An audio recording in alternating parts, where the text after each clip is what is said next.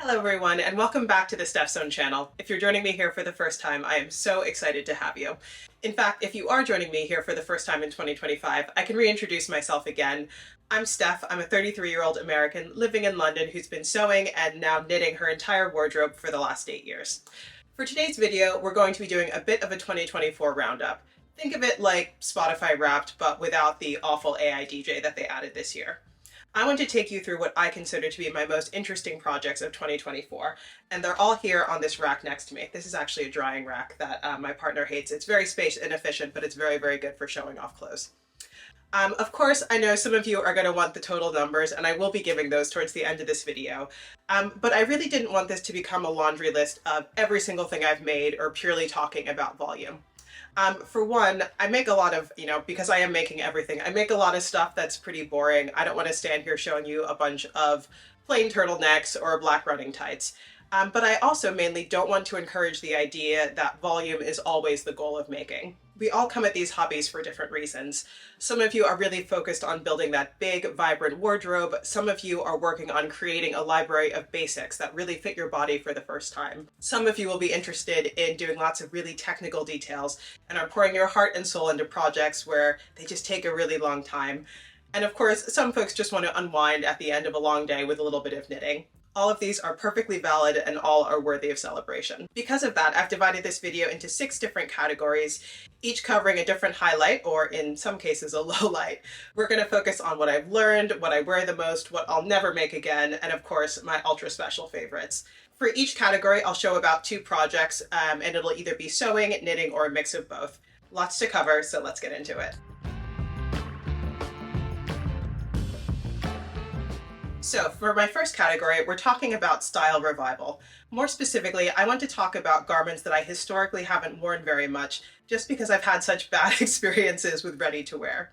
In my case, this is absolutely skirts. Despite, again, sewing pretty constantly for the last 8 years, I've made fewer than 5 skirts overall in that time. And coming into 2024, I actually had no skirts in my wardrobe that I regularly wore. I'm not really sure why, but I think it has something to do with the fact that I experienced some of the absolute worst skirt trends as a teen and young adult. Think bubble skirts, bandage skirts, those awful tiered, they used to call them peasant skirts that we had in like 2008 with all the ruffles. It was just a very, very grim time. For every single one of those awful trends, I think that I had an experience crying in like a Kohl's dressing room as a teen. Anyway, I did want to give skirts another chance this year without those issues of fit and proportion and in many cases polyester. I made 2 skirts this year, both of which I love. The first is this one, which is the Mercer bias skirt. This design is from the pattern line, and I actually helped the designer test this in her new size range. I made this skirt in this really vibrant viscose satin. I bought this fabric in Florence in the spring, and I just love how vibrant it is. Look at that print. I'm going to be including some B-roll as well, so don't worry, you'll see me try these on. I would have never thought of myself as a bias skirt person, but I really love how this fits. The pattern is so thoughtfully designed with beautiful finishings inside and out. The designer has also just put a lot of thought into the fit, really ensuring balanced side seams and a smooth look on this, despite the fact that it does have an elastic waistband. I'm actually so excited to be able to wear this again in the spring. When this video is done, this has to go back in the vacuum seal bag with my other summer clothes, but I do really miss wearing it. Next up, I have an entirely new skirt to show you, one that hasn't been shown on this channel before. This is the Closet Core Fiore skirt. Now, if you're familiar with the Fiore pattern, you'll notice that this one looks a little bit different. I had this really unique viscose jacquard, and I'll get closer again. Look at those oranges and pinks. I'm in love with this fabric. And I'm going to talk more about the supplier for this fabric in an upcoming episode, so don't worry, I'll give all the details about it. And it's lovely and it's bright, but it is just a little bit stiff. I think that it's perfect for the shape of an A-line skirt, but I did think that the stiffness would make the wrap version of the Fiore a bit awkward looking, and the button front version of Fiore I think just looks a little bit too casual for a fabric like this. So to work around this, I basically just took the back piece, I lengthened it pretty substantially, I want to say like 7 inches maybe, and I cut 2 back pieces. One was on the fold, one had the seam allowance included for a back zipper, And then I added a straight waistband, and that was it. The skirt literally took me a few hours to make. I made it the same day that I wore it to my boss's Christmas party. Again, I really love this skirt so much. I feel like it looks very festive, but it doesn't look Christmassy. So I know that I can get much more wear of it, out of it across different seasons. I also just want to make more skirts in this length. I feel like it just really, really suits me right now. I think the lesson here is just to give garments you typically ignore another chance. In some cases, your dislike could have more to do with the fit and ready-to-wear options than with the garment styles themselves. I also think that a lot of us do still have those hangovers from, like, do you remember those magazine articles that are like, if you're a pear shape, you shouldn't wear a tight skirt, blah, blah, blah. Any garment can be beautiful, any garment can be comfortable if you get the fit right for your body and are using the right type of fabric. Anyway, now that we've covered skirts, let's move on to our next category where I'm going to be revealing some of my knitting. So for my next category, I want to talk about snatching victory from the jaws of defeat. Or perhaps more specifically, I'm talking about 2 past defeats informing 2 current victories. The subject at hand here is summer knits. I attempted knitted tank tops twice in 2023 and I screwed up both times. The first one was not my fault, the second one, absolutely my fault. The first is the My Favorite Things Knitwear camisole number 4. I made it out of the recommended Knitting for Olive pure silk and it just stretched like crazy horizontally. It's super unflattering, it looks terrible with a bra, and it is unwearable without a bra. And it's just a very bad use of all that time spent with tiny, tiny needles. I have noticed that others have had this issue using this Knitting for Olive silk for this top, especially for people who knit at a slightly looser gauge like I do. Then I made the Knitting for Olive Tria top. I don't know if it's Trill or Tria, I'm gonna guess Tria. This one is kind of funny because the pattern itself is excellent. However, I just didn't know how to read less detailed knitting patterns at that time. And I just really messed up the row count. And I have the garment here. So I have this tank top here. Let me see. I had to like change it to a halter top just to be able to wear it. But basically, the tank top looks like this. And from the front, this actually looks pretty good. But what the mistake that I made is that because I added too few rows or knitted too few rows overall, I got to what I thought was the end and realized that there was like this huge gap at the back. And I didn't want to undo the full thing, so I thought like, I'll just fill that in with random garter stitch and have a different shape back. And that was not, that was not a good idea. So if I flip this around to the back, you can see that it just like goes at a really awkward diagonal angle. Like this isn't the way I'm holding it. It actually looks like this. So again, this looks fine if I wear it from the front. I'm actually wearing this in one of my most popular videos ever, and you know, I never turn around in that video. The top is wearable, but I do just need to unravel it and reknit it. It's too cute to abandon completely, and I know that it wouldn't take me that long to just do it correctly now. Therefore, this year I wanted to be really careful about both fit and fiber for my summer knits. First, I wanted to reattempt the ribbed camisole look. For that, I went with the Cecile top from Paula Strict. This is a, I would say, fairly straightforward top-down knitted camisole. It uses a very, very wide rib. I've used a very bright yarn. You can see that this is blowing the camera out a little bit. Hopefully, can I get it to focus? So for this, I used the Maja Tweed Merino, and I love this. It's their poppy colorway. It's super bright. I really think I love how it looks on me. So I went with wool rather than silk for this top, just because wool has that natural elasticity that a silk yarn doesn't, especially when you're working in a rib pattern. Also, I'm in England. England doesn't get that hot in the summer. Even in London, there are probably only about like, I'm gonna say 10 days each summer where I couldn't wear a merino tank top. This project just felt like such a victory for me. I just really enjoyed the process of knitting it, even with the fine yarn and small needles. I'm kind of can be impatient, but I still felt like this went pretty quickly. I've also just gotten so much wear out of it. I do think that the wide rib just cinches the fabric enough that it skims the body without clinging. And as I keep mentioning, this poppy orange is one of my favorite colors. Overall, a very worthwhile make, one I'm super happy with. So after being emboldened by my success with this Cecile, I wanted to try a more unusual summer top. For this, I went with the Petite Knit Alice top. This is a chunkier summer top, and it's actually made in a cotton boucle yarn. This is the Gapard Cotton Waves, and I'll just get a bit closer so you can see the texture of the top. You can see here, very squishy. And I have a ball of the yarn here, again, to show you. I'll let that focus. You can see it's just much, much thicker than the other yarn. This is such a quick knit. I am not a super fast knitter. I knit English style, and I don't really have a desire to knit as quickly as I can, and I made this in about 5 days. That did involve a long weekend and some wedding travel, but still, you can make this top very, very quickly. It's knit bottom up, and then you just split and do the front and back upper bodice pieces separately. I also found the yarn really easy to work with. Cotton knit sometimes can just tire my hands out a bit more than wool does. It can make my hands a bit sore, but at this gauge it was completely fine.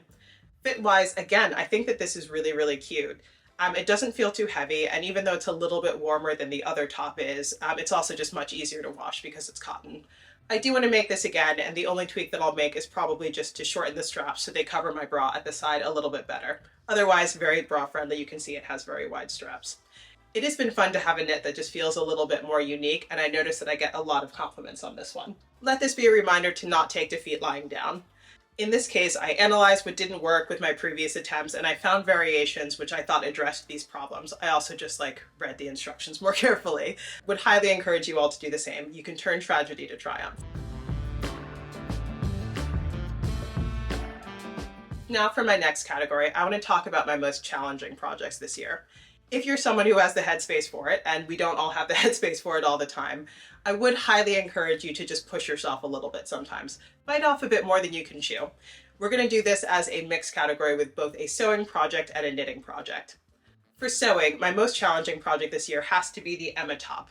This is from Silver Saga Patterns, and if you just look at this, you would think this is just a little simple elasticated top. This is the kind that you make with some rectangles, maybe a little bit of shirring or just flat elastic.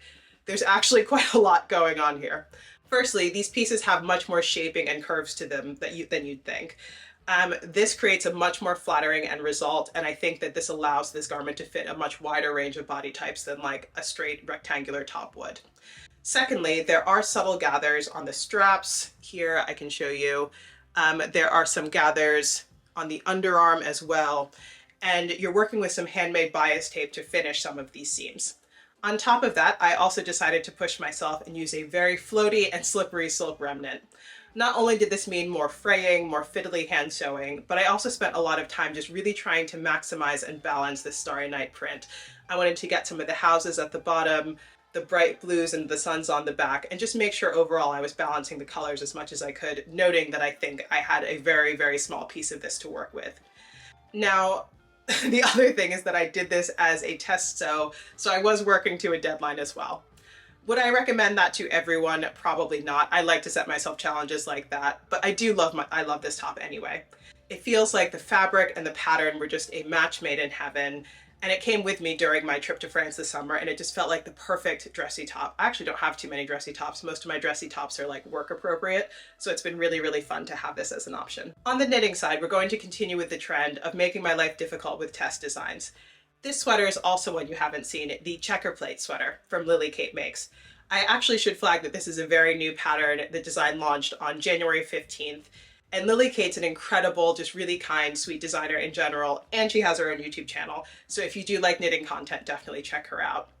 The checker plate sweater is knit as a top-down raglan sweater, which is simple enough, but what makes it complicated are these twisted stitches that you see throughout, which create this crosshatch checker plate pattern, which was inspired by, I think, the bed of a truck. She has a really funny story about it.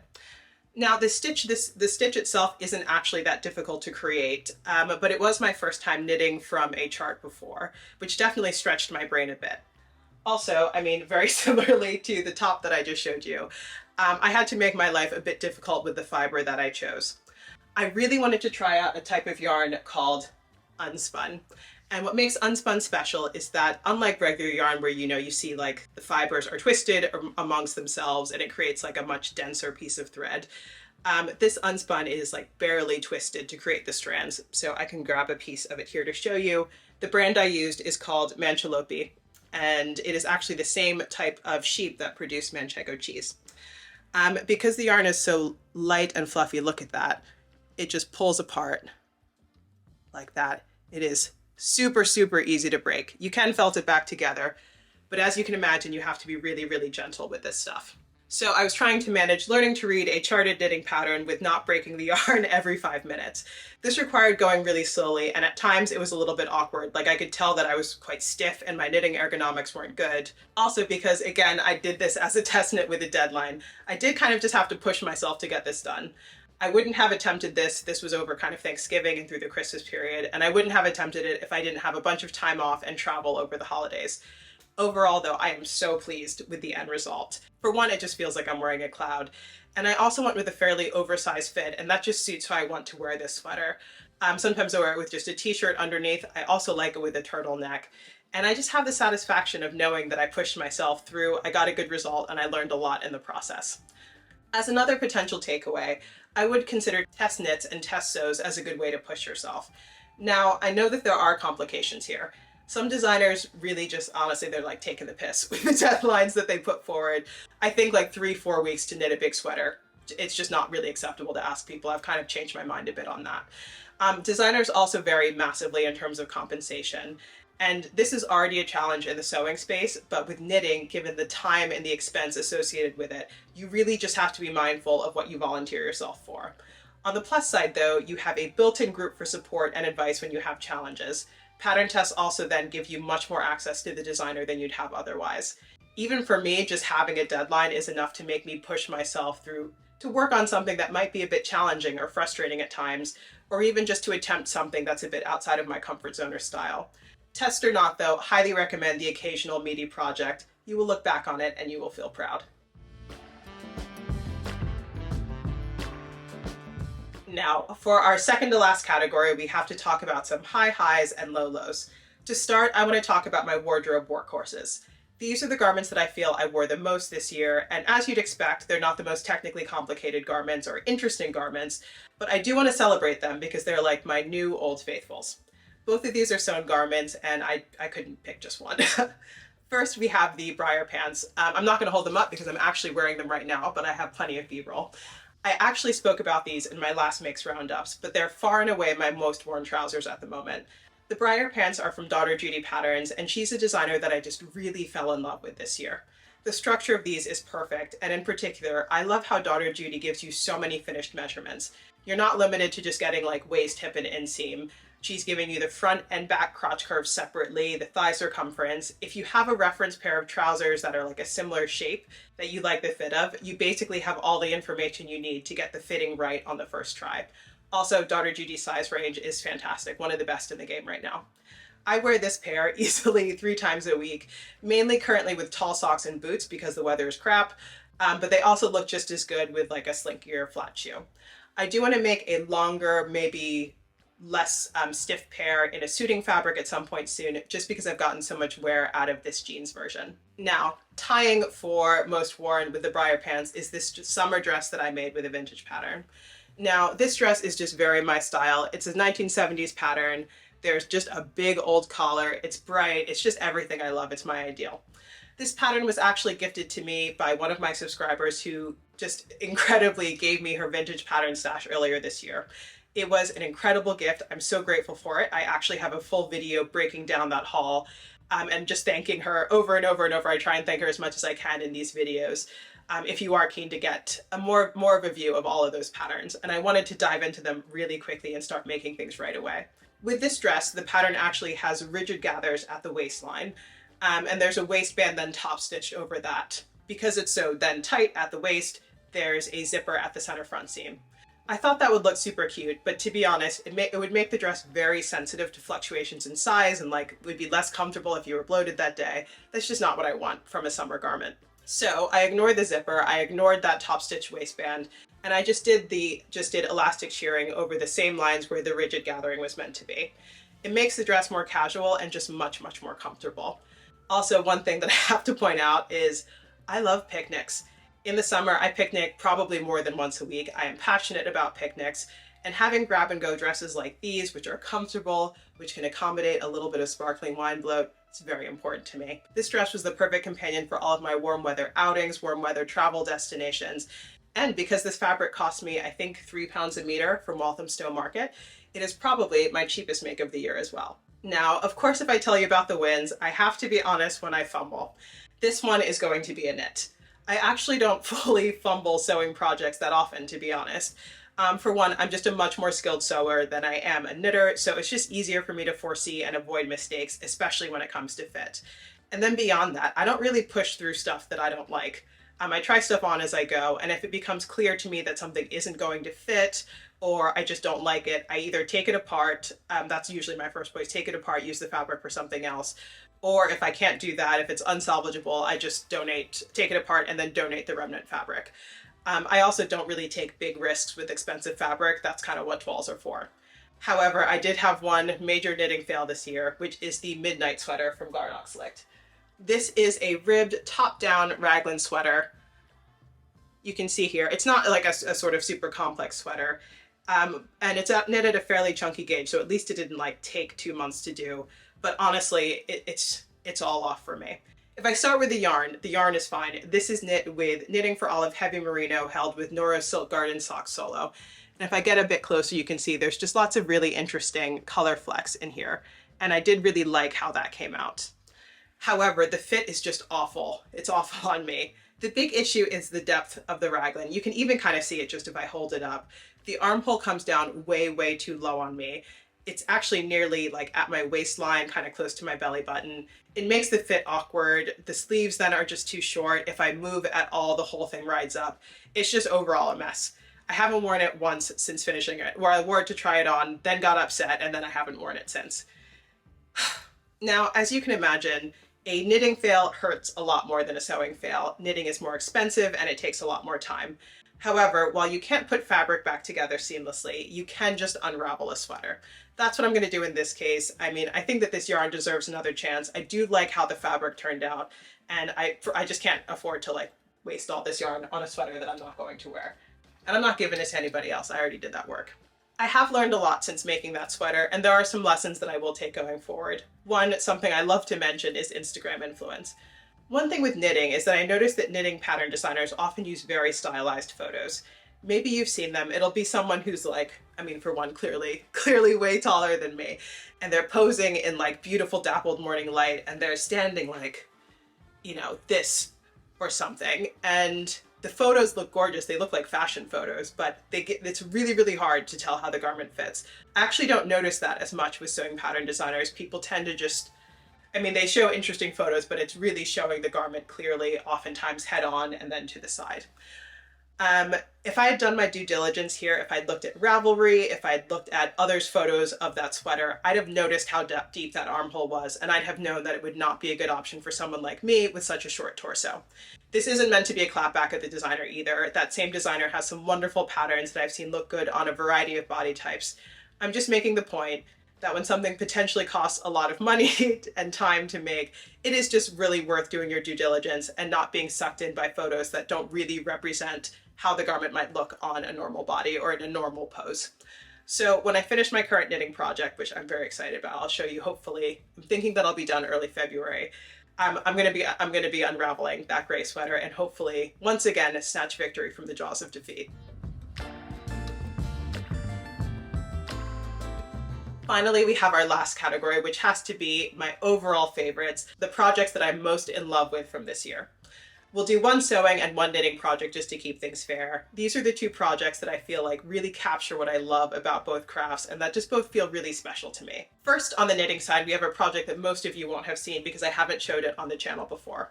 This is the Estelle sweater from Paula Strict. This is the same designer as the orange knitted camisole that I showed earlier.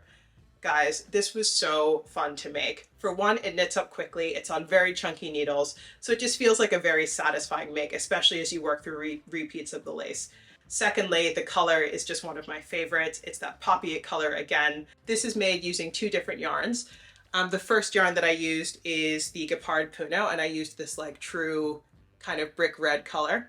And then I held that with a more orange red. This is the Mahjong Pearl Mohair in their poppy colorway. Same colorway as that orange knitted camisole. I really like Mahjong if you can't tell. I am obsessed with this sweater. It is not my most worn just because, as you can imagine, it's a bit more special. It's a bit more weather dependent, but it really captures the type of knitted garment that I don't feel like I could easily go to a store and just buy. I also loved the experience of knitting this. The yarn is soft, the lace pattern was just really fun and easy to memorize, and I loved seeing it just kind of be created on the needles. A joy to make, a joy to wear. The only caveat that I do want to give about this top is that the size range is not great. This pattern came in 4 sizes, which I didn't really look into when I bought it, and I should have done. Her other designs, which are newer, just have a much more inclusive size range. This is an older one. So in the future, and really even now, I'm trying to prioritize designers that have a more inclusive range, but I did just want to make that call out since I am here kind of hyping it. It is something that I wish would be. On the sewing side of things, my make of the year has to be my McCall's 8571. This dress, which many of you loved the first time I showed it, has some very special memories associated with it. Firstly, I bought the fabric when I was in Florence. It's from the same shop where I bought that other viscose satin for the bias skirt. And when I saw this fabric, I immediately fell in love. It's like this gorgeous, like wisteria or lilac print, I'm not really sure. But it's like a watercolor. I just feel like it's so beautiful. It's so my style. The pattern is actually very straightforward. It is a bit fabric hungry, so I shortened it a bit just because I was limited in my yardage. But in a less slippery fabric than I chose here, this would definitely be on like the confident beginner side of the spectrum.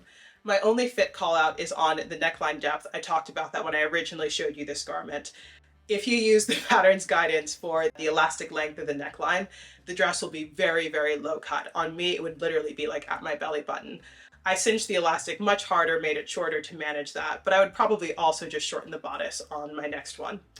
Not an issue though, I'm still super happy with how it turned out. Of course, the other thing that I love about this is where I wore this dress. One of my friends got married this summer in northern France on the seaside, and I just felt so beautiful wearing this dress for that occasion. I can already tell that it's going to have many more outings as a warm weather special occasion dress, and I'm just really proud to have made something this lovely.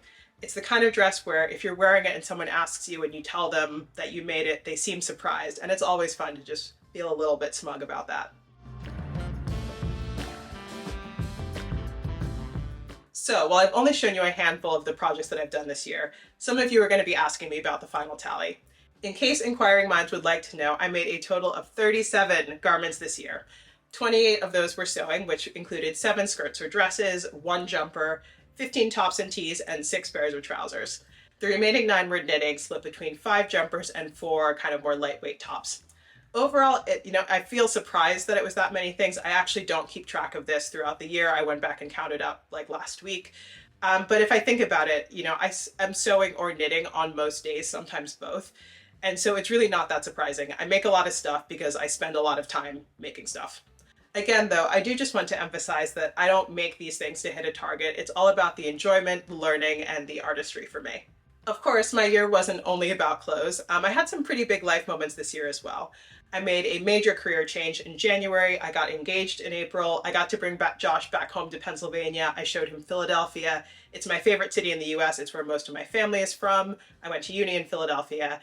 I also did some amazing travel. I've mentioned my friends' weddings in France and in Italy and Spain. Spain in particular was just a lovely, nice, long, stress-free trip with some amazing craft supply shopping. Check out my fabric and yarn haul from Spain. There's a whole video on it if you haven't seen it already. However, I did just want to take a moment to acknowledge how much your support for this channel has meant to me. Steph Sohn turns 2 in March, and I'm so proud that we flew past 10,000 subscribers this year.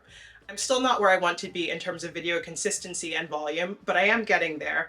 And to be honest, given the volume of videos that I've been able to put out, I think that the results I've had have just been incredible. I'm so excited about it. Your support and your engagement has really meant the world to me. And I don't mean that from the perspective of like, give me ad revenue. The ad revenue is like a penny per view or whatever. I don't make money doing this channel. What I'm talking about is the way that you all consistently inspire me, you challenge me, you teach me new things, and just overall you make being part of the online craft community such a joy. I read every single comment, and I really hope that this channel makes your world feel more colorful and creative because you are absolutely all doing that for me. I'll be back soon with another video, but I'd like to leave you with 2 last requests. The first is that I'd love if you left me a comment down below on what you feel like your most interesting project of last year was. It could be your favorite, it could be a fumble. I'm just interested either way. The other thing that I would love to know from you is who your favorite maker to follow is, whether it's here on YouTube or over on Instagram. The start of the year feels like a perfect time to gather inspiration from new people. And who knows, there may be a video coming soon on my favorite makers to follow, the people who really inspire me. Feel free to comment here directly, or you can share their profile with me over on Instagram. I'm just at the same handle, StephZone. Have a wonderful rest of your week, and I can't wait to see you again soon. Bye.